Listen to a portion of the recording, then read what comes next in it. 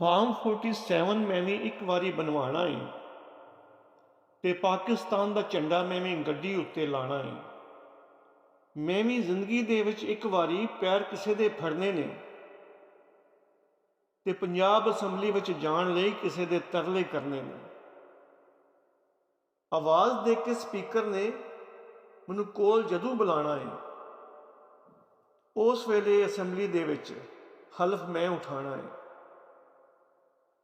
ਉਸ ਵੇਲੇ ਮੇਰਾ ਰੱਬ ਮੇਰੇ ਬਾਰੇ ਕੀ ਸੋਚੇਗਾ, ਕੁਰਾਨ ਫੜ ਕੇ ਜਿਸ ਵੇਲੇ ਹਲਫ ਮੈਂ ਉਠਾਣਾ ਹੈ। ਪਹਿਲੇ ਦਿਨ ਹੀ ਝੂਠ ਦੀ ਬੁਨਿਆਦ ਰੱਖੀ ਜਾਣੀ ਹੈ, ਵਜ਼ੀਰਾਂ ਤੇ ਮਸ਼ੀਰਾਂ ਫਿਰ ਲੁੱਟਮਾਰ ਮਚਾਣੀ ਹੈ। IMF ਦੇ ਕਹਿਣ ਉੱਤੇ ਟੈਕਸ ਨਵੇਂ ਲੱਗਣ ਦੇ, ਹਕੂਮਤ ਨੇ ਹਰ ਸ਼ੈ ਦੀ ਕੀਮਤ ਫੇਰ ਵਧਾਣੀ ਹੈ। ਚਾਵਾਂ ਨਾਲ ਆਪਣੇ ਲਈ ਇੱਕ ਵਾਸਕਟ ਮੈਂ ਬਣਵਾਵਾਂਗਾ ਤੇ ਚਿੱਟੇ ਸੂਟ ਥੱਲੇ ਕਾਲੀ ਜੁੱਤੀ ਮੈਂ ਵੀ ਪਾਵਾਂਗਾ। ਆਪਣੇ ਲਈ ਬੈਂਕ ਬੈਲੈਂਸ ਰੱਜ ਮੈਂ ਬਣਾਵਾਂਗਾ ਤੇ ਠੇਕਿਆਂ ਵਿੱਚੋਂ ਆਪਣੇ ਲਈ ਕਮਿਸ਼ਨ ਮੈਂ ਕਮਾਵਾਂਗਾ। ਹੋਟਲਾਂ ਦੇ ਵਿੱਚ ਕਮਰੇ ਵੀ ਬੁੱਕ ਮੈਂ ਕਰਾਵਾਂਗਾ ਤੇ ਵਜ਼ੀਰ ਬਣਨ ਲਈ ਲੋਟਿਆਂ ਦੀ ਕੀਮਤ ਮੈਂ ਲਗਾਵਾਂਗਾ।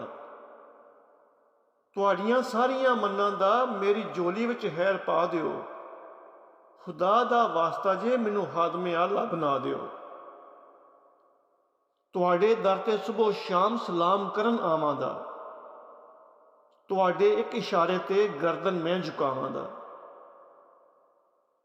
ਬਾਅਦ ਵਿੱਚ ਮੈਨੂੰ ਤੁਸੀਂ ਭਾਵੇਂ ਗੋਲੀ ਨਾਲ ਉਡਾ ਦਿਓ, ਮੇਰੇ ਹਜ਼ੂਰ ਇੱਕ ਵਾਰੀ ਮੈਨੂੰ ਵਜ਼ੀਰੇ ਆਲਾ ਬਣਾ ਦਿਓ।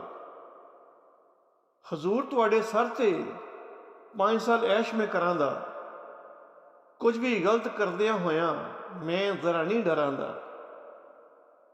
ਮੈਂ ਆਪਣੀਆਂ ਮੁਖਾਲਫਾਂ ਉੱਤੇ ਝੂਠੇ ਪਰਚੇ ਬਣਵਾਵਾਂਗਾ ਤੇ ਫੜ ਕੇ ਉਹਨਾਂ ਨੂੰ ਜੇਲ੍ਹ ਵਿੱਚ ਬੰਦ ਮੈਂ ਕਰਵਾਵਾਂਗਾ। ਬੇਸ਼ੱਕ ਇਮਰਾਨ ਖਾਨ ਦੇ ਹਰ ਪਾਸੇ ਚਰਚੇ ਨੇ, ਅਸਾਂ ਉਹਦੇ ਉੱਤੇ ਝੂਠੇ ਕਰਾ ਦੇਣੇ ਪਰਚੇ ਨੇ।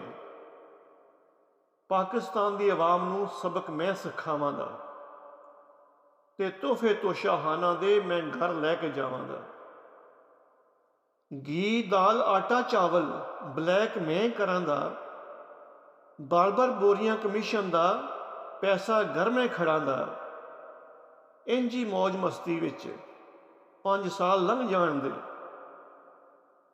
ਕੁਝ ਮਹਿੰਗਾਈ ਕੰਮ ਕਰੋ, ਲੋਕੀ ਤਰਲੇ ਮਿੰਨਤਾਂ ਪਾਉਣ ਦੇ। ਮੇਰੇ ਬਾਡੀਗਾਰਡ ਮੇਰੇ ਪਿੱਛੇ ਪਿੱਛੇ ਰਹਿਣ ਦੇ ਤੇ ਮੇਰੇ ਪਾਕਿਸਤਾਨੀ ਮੈਨੂੰ ਹਾਦਮੇ ਆਲਾ ਕਹਿਣ ਦੇ।